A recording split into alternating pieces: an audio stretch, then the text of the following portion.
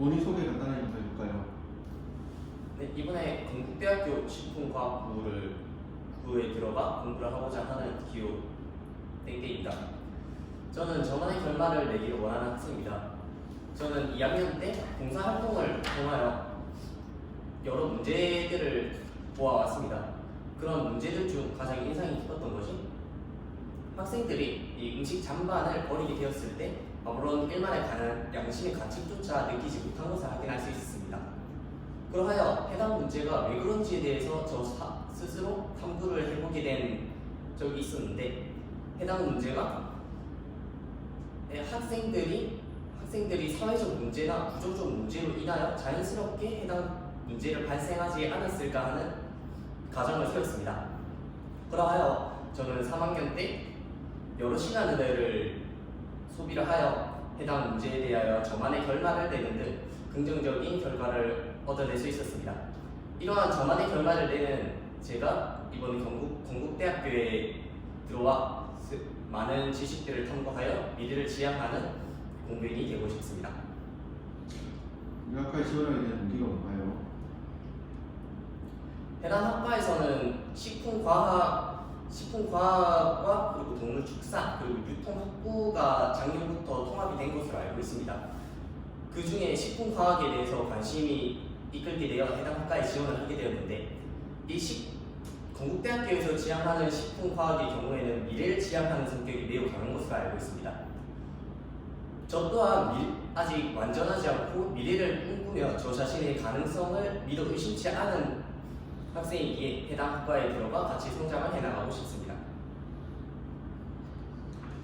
우리 학과랑 관련된 고등학교 활동 중에서 가장 기억에 남는 활동. 아까 말씀드렸던 저만의 결말을 냈던 활동 중에 하나로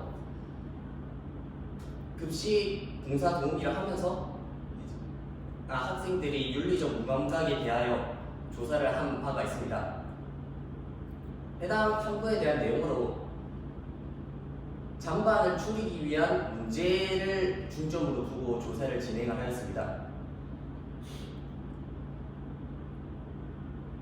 해당 문제에서 학교 측에서는 단순 잔반을 줄이기 위한 교육 이수에만 그치지 않고 학생들 또한 그 문제에 대하여 큰 관심을 얻지 못하는 것을 확인을 할 수 있었고, 여러 문헌을 통해서 청소년이 해당 문제에 대한 인식과 태도를 확인을 할 수 있었습니다.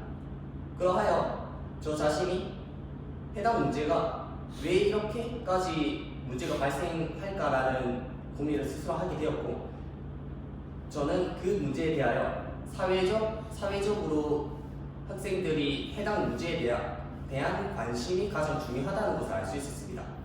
그러하여 저는 학생들의 경쟁심을 유발을 시키는 방법을 선택하여 해당 문제를 해결하기로 하였습니다. 학생들이 음식을 먹으러 갔을 때 잔반의 양을 순위로 매겨 학급별로 순위를 매겨 가장 높은 학급에게 상품을 소정하는 프로젝트를 기획을 하였고, 학생의 임원으로서 해당 프로젝트를 정식으로 제기하였습니다. 해당 프로젝트가 긍정적으로 받아들여져 학교에 실제로 적용이 되게 되었고, 이후 지속 여부에 대한 설문조사에서 약 76% 정도의 긍정적 결과를 얻어내며 저 자신의 진로를 확고히 할 수 있었습니다. 해당 경험이 이번 건국대학교에 입학을 하게 된다면 이 건국대학교가 지향을 하는 목표를 추구하는 것에 매우 도움이 될 수 있을 것 같습니다. 본인의 장단점 한번 말해볼까요? 저의 장점으로는 리더십을 말하고 싶습니다. 저는 사람이라면 무언가를 할 때 많이 해야지 는다고 생각을 합니다. 저는 고등학교 3학년의 생활 동안 반장, 동아리 부장, 그리고 학급회의 임원 여러 활동의 조장을 맡은 바 있습니다. 해당 역할들을 통해 사람들이 어떻게 해야지 저 자신을 따라줄까에 대하여 많은 공부가 되었습니다. 그 공부들을 통하여 이 학생들을 어떻게 이끌어가야 될지에 대해 알게 되어 그 방법을 한 가지 말해드리고 싶습니다. 저는 한 활동에 조장이 되었을 때 먼저 학생들의 강점이 되어 매칭 보드를 만들었습니다. 그 매칭 보드를 통해 활동에 필요한 역할에 따른 학생들에게 역할을 배분시켰고 활동에 대하여 성공적으로 결말을 얻은 경험이 다수 있습니다. 그 중에서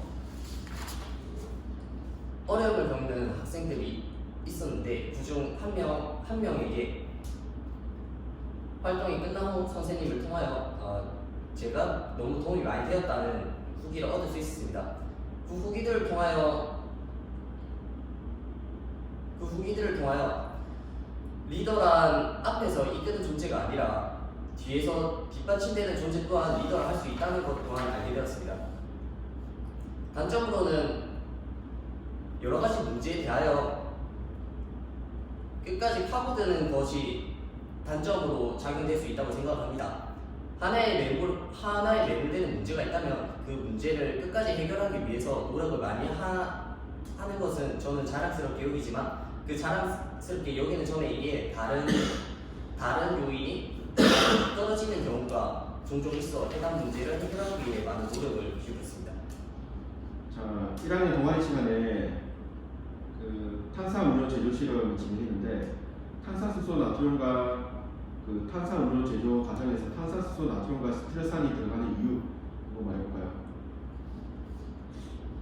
이 탄산음료를 만드는 것의 주요 목적은 탄산 자체를 제조를 하는 것이었습니다. 그러하여 이 시트라산의 용도가 매우 중요했는데 시트라산의 경우에는 수용액과 만날 경우 이 시트라산 자체에서 수소 이온을 내놓게 됩니다. 이 수소 이온이 수용액과 만나게 되면은 이 수소 이온을 내놓게 되면은 시트라산 자체는 산성의 성질을 띠게 됩니다. 시트라산이 이때 탄산수소 나트륨과 만나면 중화를 하게 되면 그 과정에서 이산화탄소를 발생을 시키게 되는데 이 이산화탄소가 다시 수용액을 만날 경우 탄산을 생성을 하게 됩니다. 이 탄산의 경우에는 매우 불안정하여 탄산이 분해되고 생성이 되는 과정에서 톡 쏘는 맛이 올라오게 되고 그것을 탄산음료라고 합니다.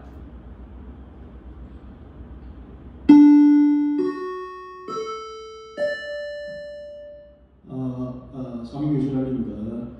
지금 그 졸업 앨범에 넣는 말을 지금 아직 작성을 안 한 학생들이 많습니다. 지금 그 졸업 앨범을 제작하는 그 일정이 있기 때문에 가급적이면 오늘 중으로 졸업 앨범에 넣는 말을 좀 작성해서 보여주기 바랍니다. 자, 이상입니다.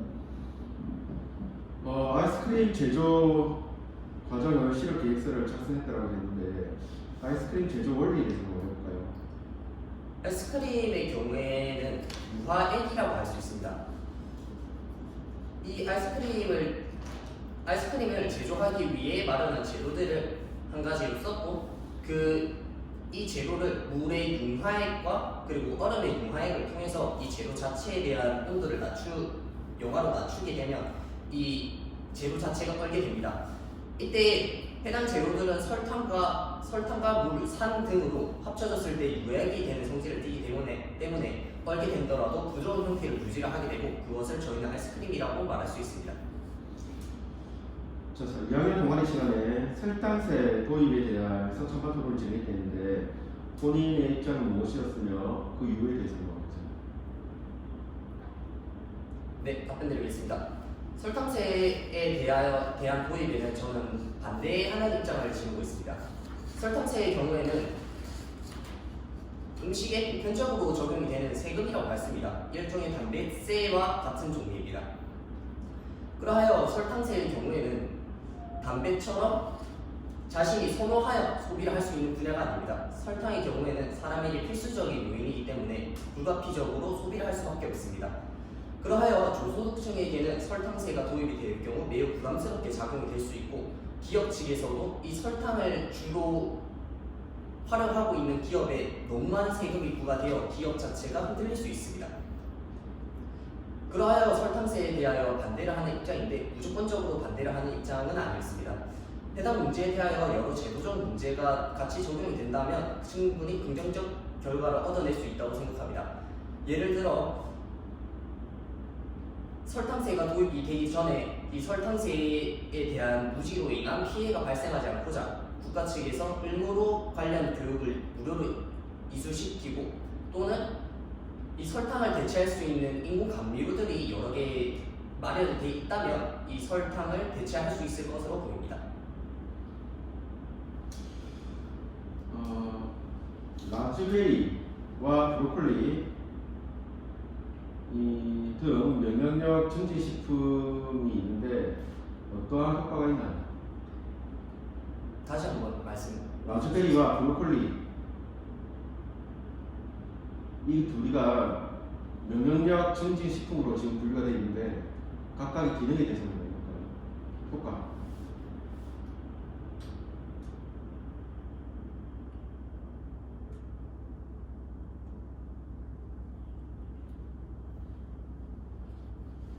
잠시 생각할 시간을 주십시오.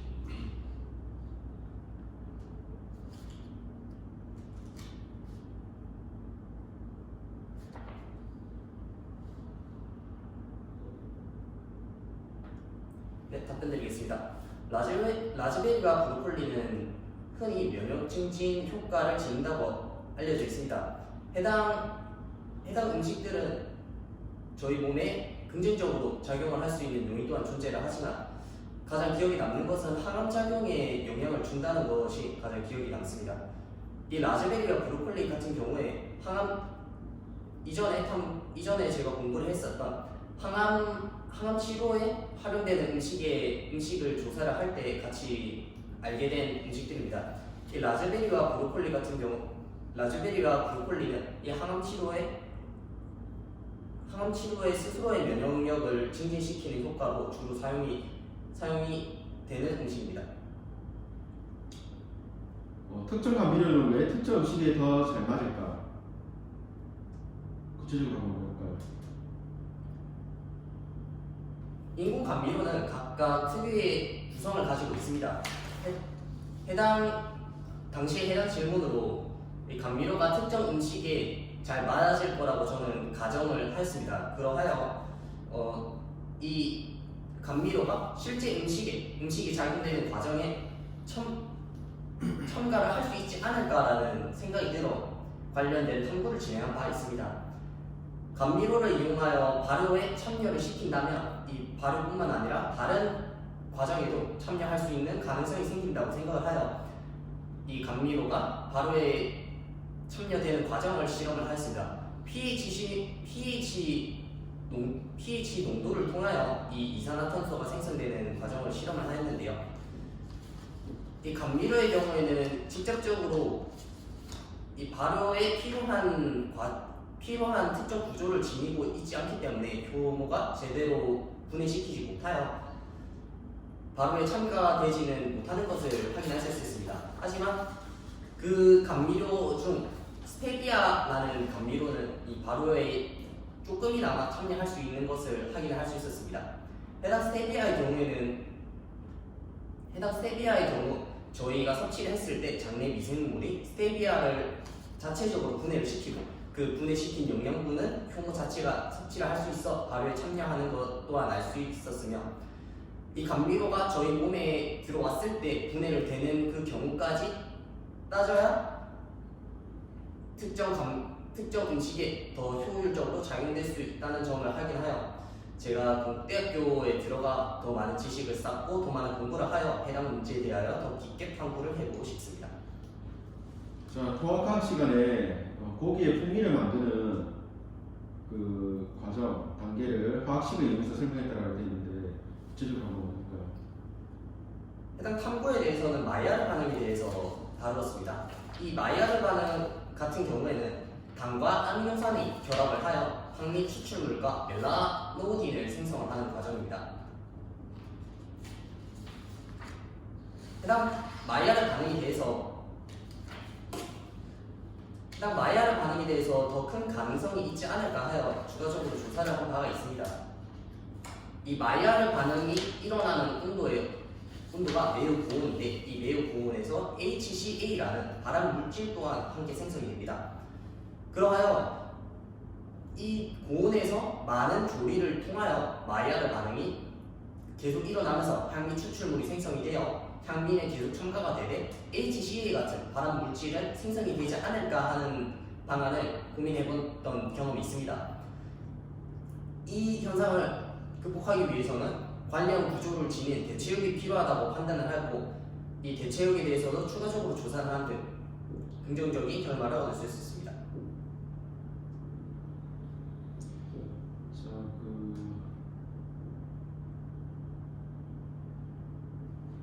과학융합 시간에 보니까 여러 천연 첨가물의 특성을 고려하여 천연 첨가물들이 부작용 없이 작용할 수 있는 방법을 고안했다라고 되어 있는데, 천연 첨가물들이 부작용 없이 작용할 수 있는 방법들은 뭐가 있을까요? 다시 한 번만 말씀해 주시겠습니까? 인공 첨가물이 있고 천연 첨가물이 있죠. 네. 천연 첨가물의 부작용이 없이, 천연 첨가물에 부작용 없이 작용할 수 있는 방법을 고안했다라고 되어 있는데, 어떻게 하면 천연 첨가물이 부작용 없이 작용할 수 있을까요? 우선은 천연 첨가물에 대해서 말씀드리고 싶습니다. 천연 첨가물에 대해서는 천연 첨가물을 사용하는 이유가 서로 간의 충돌로 인한 부작용이 현저하게 낮아진다는 장점이 있습니다. 인공 감미료 같은 경우에는 각자의 상호작용을 통한 부정적 결과를 낼 수 있습니다. 예시로 아질산나트륨과 아미뇨의 경우가 있는데, 이 아질산나트륨의 경우 아미뇨 소아민의 성분이 발암물질로 규정이 됩니다. 이 아질산나트륨과 아민이 만날 경우 아질산 소아민을 생성을 하기 때문에 각별한 주의가 필요한데, 만약에 이 아질산 나트륨을 천연 첨가물이 그 기능을 완전하게 대체를 시킬 수 있고 그 해당 물질이 아미뇨와 결합이 된다면 부작용 없이 같은 효과를 낼 수 있을 거라는 가정을 세웠습니다. 그러하여 이 아질산 나트륨의 경우에는 로즈마리 추출물 그리고 샐러리 비트 추출물 정도로 대처를 시킬 수 있었습니다. 이 로즈마리 추출물 같은 경우에는 항산의 기능을 가지고 있고, 비트 추출물에는 발색의 효과를, 그리고 샐러리의 경우에는 보존의 효과를 지니고 있습니다. 그러하여 그 세 개의 첨가물들을 각각 섞어서 아질산 나트륨이라는 첨가물을 대체를 시킨다면 같은 효과를 내되 부작용은 현저하게 줄일 것으로 예상이 됩니다. 자, 수고했습니다. 끝났고, 긴장을 했나? 너무 좀